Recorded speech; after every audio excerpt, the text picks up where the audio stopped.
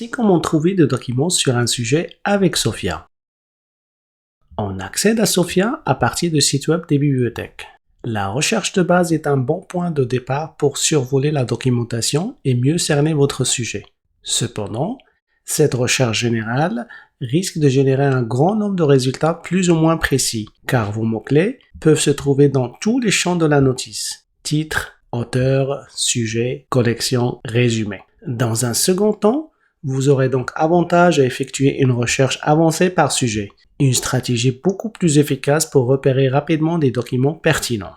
Commençons donc par lancer une recherche de base pour trouver des documents sur la gestion scolaire. J'entre mes mots-clés dans la boîte de texte et je clique sur le bouton « Chercher ».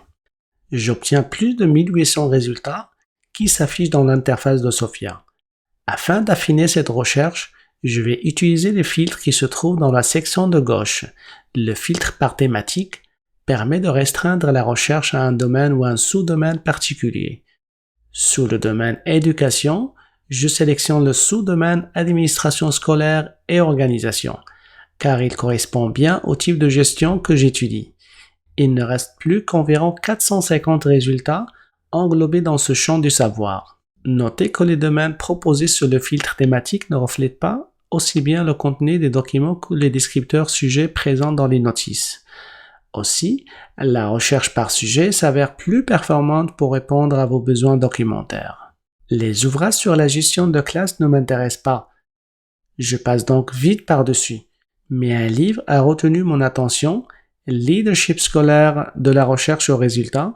Je clique sur le titre afin d'accéder à la notice complète. Dans la page de la notice complète, mes termes de recherche soit gestion et scolaire sont surlignés en jaune. Ils peuvent figurer dans plusieurs zones puisque j'avais effectué une recherche générale par mots-clés et non dans un index particulier.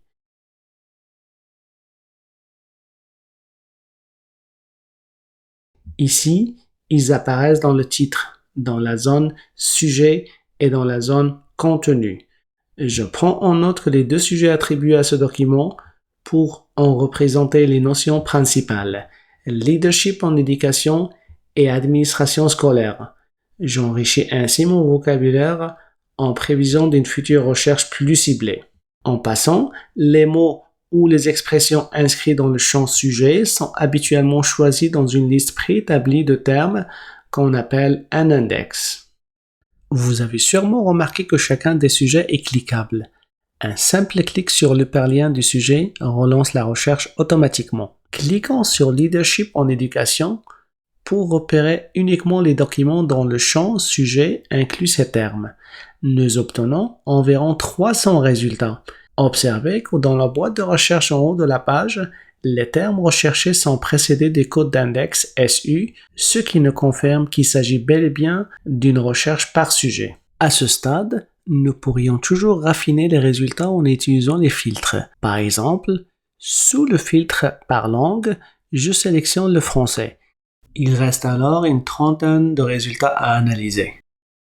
Nous sommes maintenant prêts à effectuer une recherche avancée par sujet afin de mettre à profit nos dernières découvertes. Je clique sur le lien Recherche avancée et je me prépare à lancer une nouvelle recherche en utilisant les index. À la lumière des résultats obtenus tout à l'heure, je décline mon sujet en deux concepts, la gestion et le milieu de l'éducation. Dans la première boîte de texte, j'inscris les termes associés à mon premier concept en les connectant avec l'opérateur logique OU en majuscule. Gestion ou administration ou leadership. Par défaut, l'index de recherche sélectionné vis-à-vis de la première ligne est mot-clé. À l'aide du menu déroulant, je sélectionne plutôt l'index sujet afin de préciser ma requête. Dans la deuxième boîte de texte, j'inscris les termes associés à mon deuxième concept en les connectant avec l'opérateur logique OU en majuscule, scolaire ou éducation. Encore une fois, je sélectionne l'index sujet. Je m'assure que l'opérateur est relie les deux boîtes, car je veux trouver des documents dont le sujet inclut obligatoirement mes deux concepts. Étant donné que je cherche surtout des livres, qu'il soit imprimé ou numérique, dans la section base de données, je décoche la base wordcat.org et je clique sur le bouton enregistrer les modifications. De cette façon, j'exclus les articles numériques des résultats, ce qui me fera gagner du temps.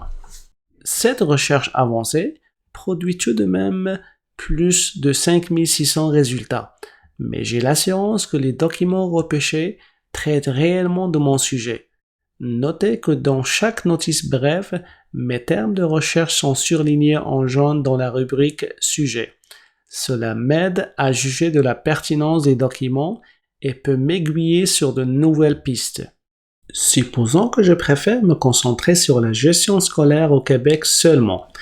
Il y a plusieurs façons d'actualiser ma recherche pour tenir compte de ce nouveau concept géographique. Je pourrais retourner dans le formulaire de recherche avancé afin d'ajouter le terme Québec dans une autre boîte de texte. Mais cette fois-ci, je décide de modifier mon équation directement dans la barre de recherche affichée à côté du logo de Sophia.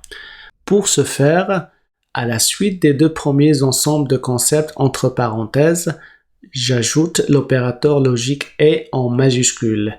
J'inscris le code d'index SU suivi d'un 2 points et sans mettre d'espace. Je saisis le terme Québec suivi d'un astérisque entre parenthèses. Enfin, je clique sur l'icône de la loupe pour exécuter cette requête.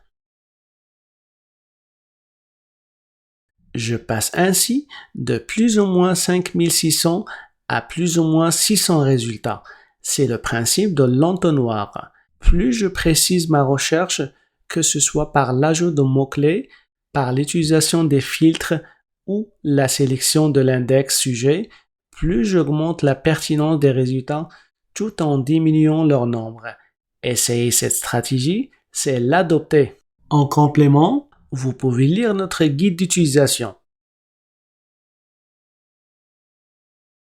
Nous vous invitons également à visionner nos autres capsules ou participer à l'une de nos formations.